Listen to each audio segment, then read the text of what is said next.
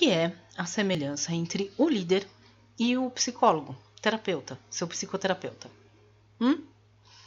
A gente sabe que assim, por exemplo, né, eu tenho meu treinamento tal, e ele ensina algumas bases ali, de psicologia mesmo. Mas nunca, né, não é para ter a intenção de transformar o líder num terapeuta da pessoa, né, da equipe. De jeito nenhum, não é o papel dele. Né? O papel dele é só ter esse outro olhar necessário, que ninguém ensina e não tem, então essa é a função do curso, tá? Não é para transformar líder em psicólogo de equipe, mas tem algumas coisas que uma liderança saudável, né, tem em comum, sim, com um terapeuta. Por exemplo, se a gente for parar para pensar assim, quem faz terapia sabe, né, meio que como que funciona. O psicólogo fala para você o que você tem que fazer? Não. Ele te aconselha? Não.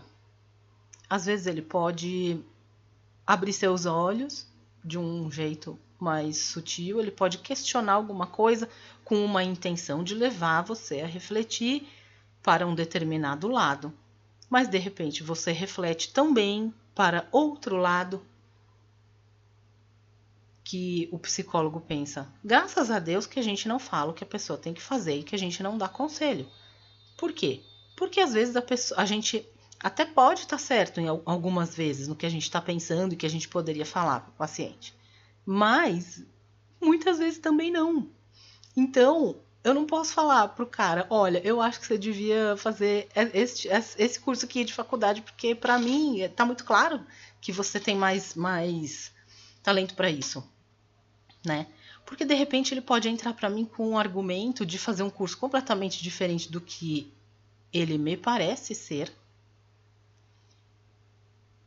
e o argumento dele estar perfeito para ele, para o momento dele, para as intenções dele, né? Então, por isso que a gente não fala. E o líder às vezes fala e não deve falar. Se for no âmbito pessoal, assim, você acha que eu devo casar ou comprar uma bicicleta? É diferente, né? Mas dentro do dia a dia da equipe, claro, tem diretrizes, né? Tem orientações, tem coisas, tem até regras que você vai falar, né? Para o seu funcionário. Ou políticas, né? Como funciona aqui dentro. Também não é uma bagunça.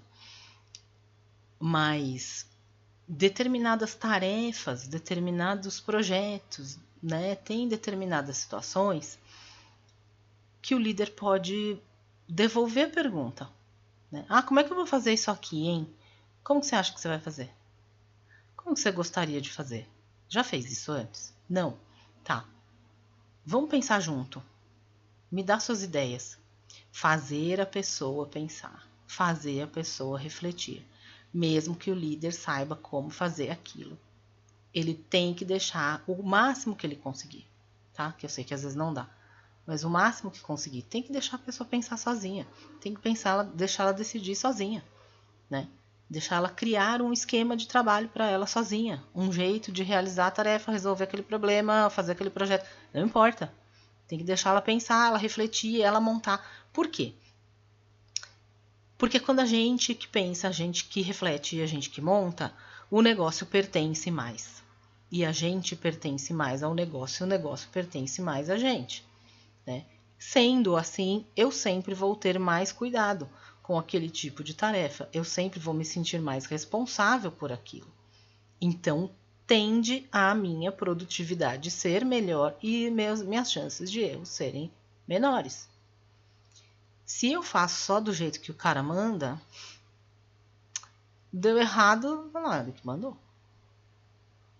Não, mas podia ter feito de outro. Eu sei que eu podia ter feito de outro jeito, mas ele mandou fazer assim, então eu fiz. Então, se tem essa consequência, que eu já sabia que ia ter, né? Os funcionários sabem, tá? Muita coisa. Eu não posso fazer nada. Agora você se vira com essa consequência aí, porque mandou fazer. Você só mandou, eu fiz e eu não tenho nada com isso. Porque, entende, eu fiz não implica a pessoa. É não ter nada com isso. Quando você só vai lá e faz uma coisa que alguém mandou, pouco sim, vai. Não vamos generalizar, né? Tem coisas na história que ok, mas não vamos entrar, senão o vídeo vai ter 5 horas de duração. Mas assim, num geral, dentro de uma empresa, num ambiente corporativo, tá? Não tô falando da guerra, não. Mas num geral, somente fazer não implica a pessoa em se responsabilizar pelo que ela fez. As pessoas se responsabilizam pelo que elas pensam, pelo que elas projetam, pelo que elas refletem e pelo que elas entendem que é melhor e pelas conclusões que elas tiram, pelas decisões que elas tomam quando elas têm que fazer alguma tarefa. Antes de fazer. O que vai tornar a pessoa dona daquilo é o antes dela fazer. Então, se você pensar tudo e jogar só para ela fazer, a responsabilidade sempre vai ser sua. Se você der 2 passos para trás, segurar aquela raiva que dá, que às vezes a pessoa não entende o que você está falando, ou segurar aquela vontade que dá de se intrometer no que a pessoa está pensando em fazer, e você segurar isso e deixar ela criar a forma dela trabalhar, ela vai ser mais dona disso e ela vai estar mais responsável por isso. E você vai poder cobrar mais, ela vai ter um melhor rendimento, como eu falei, e menos erros, provavelmente. Tá? Então, essa é a questão de deixar o outro pensar o que ele vai fazer e não você pensar para ele e você falar o que ele tem que fazer. Então, nesse ponto, temos aí um pontinho comum, né? Do chefe com o psicólogo, certo? E eu acho que é isso, né? Retomando aí o curso que a gente tem, nosso programa, não é para transformar o chefe o gestor em psicólogo, né? Tem às vezes uns funcionários que falam, nossa, então ele vai entender vocês bem melhor do que ele entende hoje, mas ele não vai fazer terapia com a equipe, não, tá? Não é para isso. É para você ter outro, né? Como eu sempre falo, pra você ter outro olhar, para você conseguir mapear, para você conseguir fazer uma coisa prática, né? Em cima de conceitos abstratos, você fazer uma coisa prática. Em cima de conhecimentos abstratos, você usar ele realmente para o seu cotidiano, para a vida real, tá? Então, acho que é isso por hoje. Obrigada, tá? Por estar até aqui no vídeo comigo e até o próximo.